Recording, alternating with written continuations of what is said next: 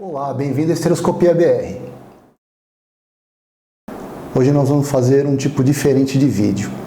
Eu vou juntar algumas aulas que a gente tem dos cursos do Instituto, vou juntar um artigo sobre hiperplasia do último Estereoscopia Newsletter, que já saiu agora a versão em português, com o objetivo de a gente conseguir abranger um grupo maior de gente, aumentar o alcance do vídeo e proporcionar também um pouco de atualização para os residentes que estão agora em casa isolados, para os colegas que estão em casa. Tá? É um assunto que acho que é importante não só para o estereoscopista, como também para o ginecologista básico, que às vezes pega o resultado de hiperplasia no laudo da anatomia patológico e entender o que é essa hiperplasia e o que ele vai fazer. Tá?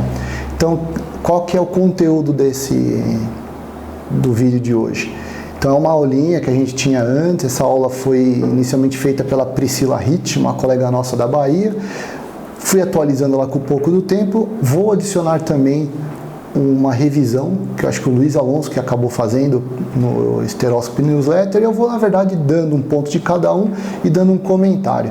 E vou deixar importante, eu vou ressaltar que, principalmente na questão de conduta, cada serviço tem a sua própria conduta. Vou especificar qual que é a conduta que a gente toma no serviço do Cachoeirinha, e eu acho que a grande sacada aqui, a grande vantagem desse vídeo é você obter essas informações básicas e você depois ver no seu serviço como que funciona. Pode ser igual ao meu, pode ser igual ao do Luiz, pode ser diferente de tudo. O importante é você ter uma boa referência. Primeiro ponto para entender é qual é a importância da hiperplasia endometrial.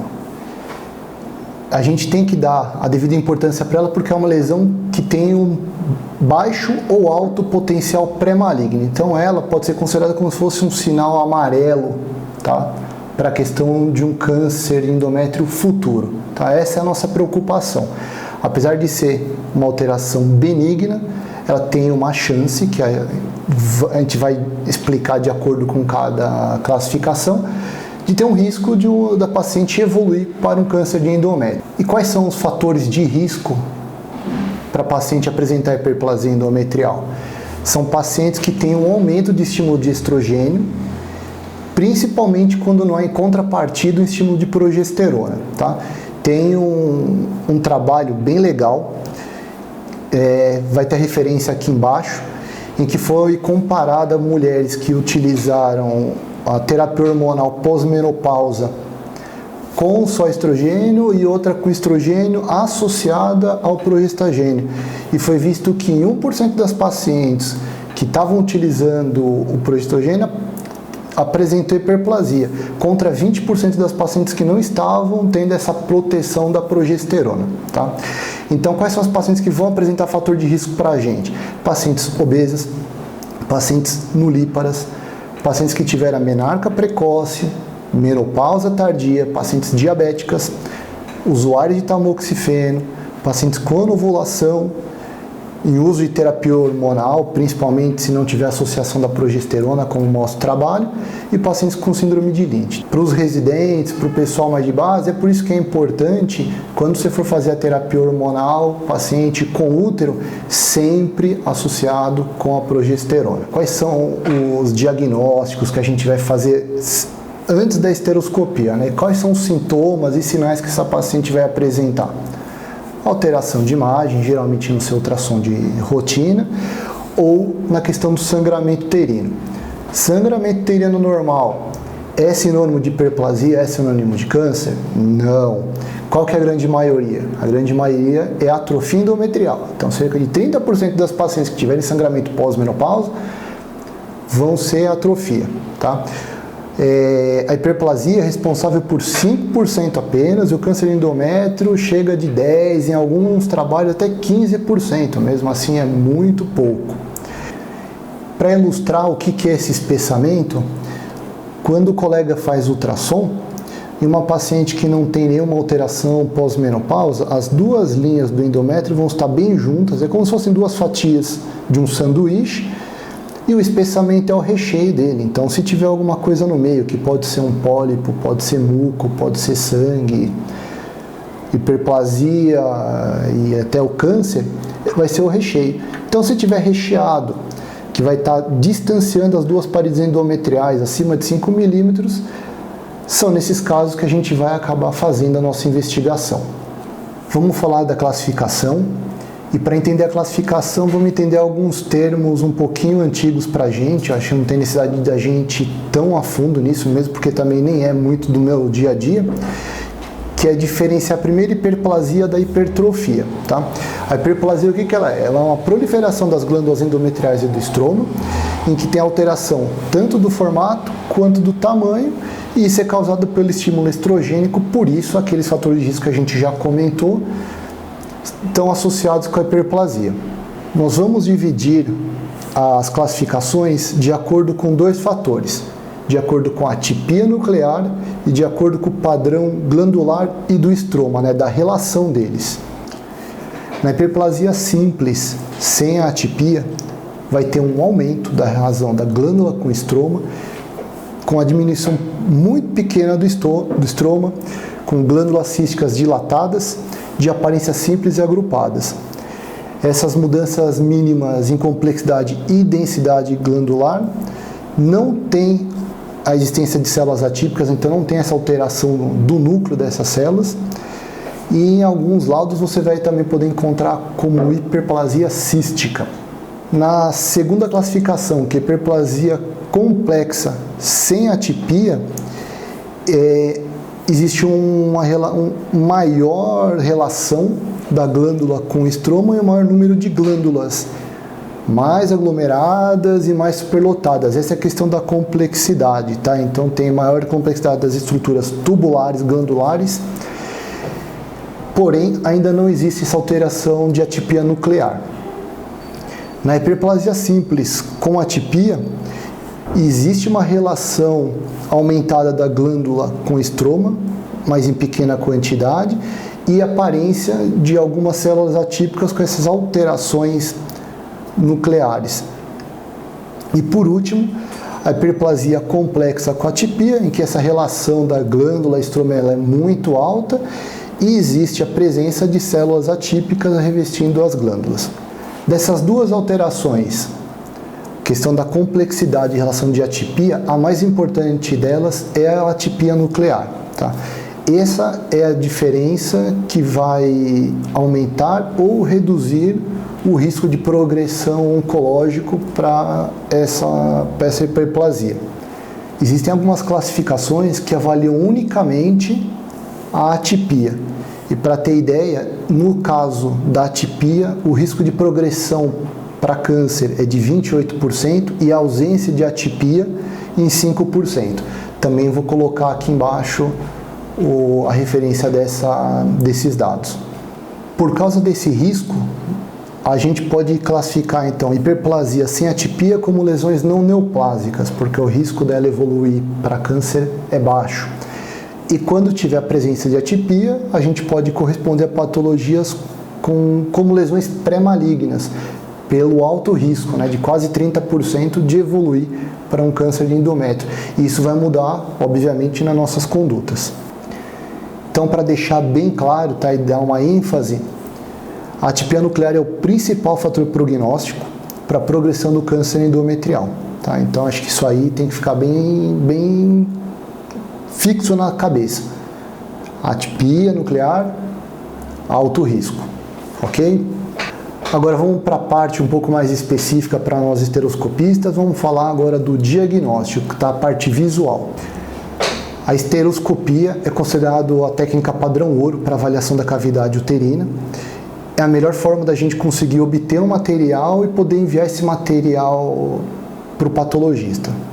O padrão ouro para o diagnóstico da hiperplasia, obviamente, é o estudo anatomopatológico. A vantagem da esteroscopia, a curetagem, a aspiração, a cureta de novo, é que se a gente tiver uma lesão focal, a gente consegue isolar aquele material e conseguir mandar o material adequado para o patologista fazer o estudo. Qual é o grande problema da esteroscopia isolada, a esteroscopia diagnóstica, né? Aquela que você só entra, olha e dá o diagnóstico. Eu vou botar algumas imagens aqui embaixo, algumas do professor Luiz Cavalcante, outras aqui do trabalho da revista do Stereoscopia Newsletter, e a gente, mesmo tendo um olho treinado, a gente não consegue diferenciar as lesões com a presença de atipia, diferenciar de uma lesão de câncer. Eu vou colocar algumas imagens e vocês vão ver que as características são todas muito parecidas. Nos casos das lesões de baixo risco, a gente consegue ver formações polipóides, presença de epitélio ciliar, algumas dilatações císticas, mas nada muito complexo. Tá? Realmente ele é bem parecido, ele tem as características benignas, todas as bordas macroscópicas, bem delimitadas. Agora, se a gente for olhar as lesões com alto risco oncológico, nós vamos ver basicamente a mesma imagem que eu vou ter num câncer de endométrio, por exemplo. Então, o que eu vou ver? Aquela imagem cerebroide, friável, vascularização grosseira, aumentada, ela espiralada, com várias ramificações, irregular. E se você for colocar as duas imagens com a gente, câncer e lesão pré-maligna, não é possível a gente fazer esse diagnóstico unicamente macroscópico. Por isso a importância de pegar o material e encaminhar para o patologista para ele sim bater o seu martelo.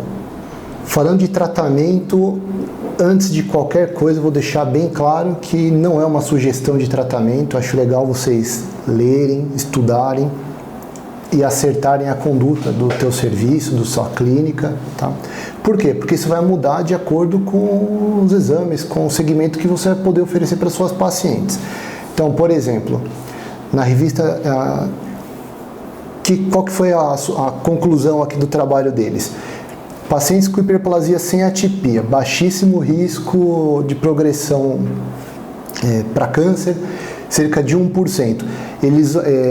Eles colocam que é utilizado acetato de medroxprogesterona, ou no caso, o sistema intrauterino, e fazer uma biópsia de cada 6 a 12 meses. É um bom segmento, porém a gente tem que ver com a nossa realidade. Isso aqui é feito provavelmente na Europa, na Espanha, em Barcelona, que é um país rico. Provavelmente nem todo mundo vai ter essa disponibilidade. Então, assim, para a realidade do serviço que eu trabalho, isso não é viável, tá? Então, quais são os nossos segmentos? Paciente sem atipia, com baixo risco de progressão, o paciente volta a fazer seu segmento ultrassonográfico e se em algum período ela tiver alteração, sangramento pós-menopausa, ou voltar a ter um espessamento endometrial, faremos uma nova avaliação por estereoscopia, tá? Acredito que essa seja a maioria das condutas e segmentos dos pacientes, principalmente dentro do Brasil. E aí vai variar de acordo, tá? Eu acho que eu não consigo oferecer estereoscopia para todas as pacientes com hiperplasia sem atipia no serviço, porque eu vou estar acabando, vou deixar de fazer os exames em pacientes com fatores de risco maiores que vão ficar na fila aguardando. Nos casos de hiperplasia com atipia, aí a história muda já um pouco, né? Geralmente a esterectomia total ela é indicada para as pacientes que não têm desejo reprodutivo. Em pacientes com desejo reprodutivo isso também pode mudar um pouquinho, tem alguns trabalhos, o professor Luca Mencalha tem um trabalho grande sobre isso. Então vou botar um outro trabalho com referência aqui embaixo, em que foi comparado o tratamento conservador utilizando acetato de medroxprogesterona num grupo e em outro grupo o sistema intrauterino, em que foi feita uma redução endometrial, então foi retirada essa área lesada, tá, com ressectoscópio, e após 3 meses foi feita uma ultrassonografia e uma estereoscopia com biópsia para fazer a avaliação. A conclusão do trabalho é que os 2 grupos estudados não tiveram diferença na questão da doença e a diferença entre eles são os efeitos extras do método. Então as pacientes tiveram maior adesão, elas tiveram menos esquecimento, que a medroxprogesterona foi utilizada por via oral, então teve menos esquecimento. Então é mais a questão do conforto do sistema intrauterino. Eu vou terminar o vídeo dando uma sugestão para vocês, um canal de nossos colegas obstetras do Hospital de Vila Nova Cachoeirinha. Eles estão com várias aulas teóricas e práticas no canal do YouTube também. Eu acho que nessa situação em que a gente está de isolamento, é um momento muito bom para a gente poder atualizar as informações, tá?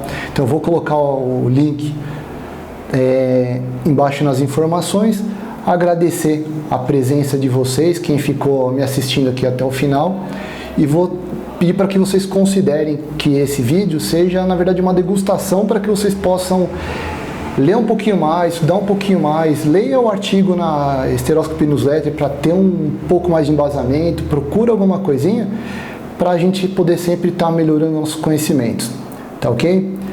Brigadão, até o próximo vídeo.